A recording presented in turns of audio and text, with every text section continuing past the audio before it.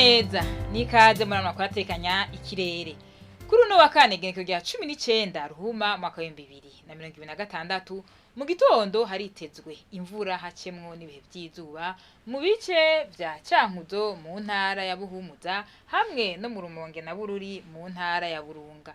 Haritezwe kandi ikirere kirimwo ibicu byinshi Ingozi hamwe ne mu Kayanza mu ntara ya Butanyerera Ibubanza mu ntara ya Bujumbura hamwe ni Gitega mu bindi bice bisigaye hakaba hitezwe ikirere kirimwo izuba n'ibicu bike bike. Ahazobakanye gusumba handi ni Imwaro mu ntara ya Gitega. Ibipimo vy'ubushuhe bizoba biri ku dogere Celsius 12. Ku muhingamo naho haritezwe imvura hacemwo n'ibihe by'izuba mu mihinga itari mike y'igihugu cacu uretse mu Cankuzo mu ntara ya Buhumuza hitezwe ikirere kirimwo ibicu byinshi hamwe no mu Rumonge mu ntara ya Burunga hitezwe ikirere kirimwo izuba n'ibicu bike bike.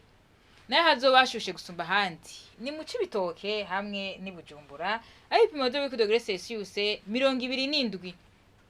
Mu gitondo hitezwe izuba rizoseruka igice isaha 12 zirenga iminota 11 rirenge igice isaha 12 zirenga iminota 22 z'umugoroba. Amakuru atekanye ikirere mwategeye Wejo agarukiye hano makuru cyane kuyakurikirana na Wejo.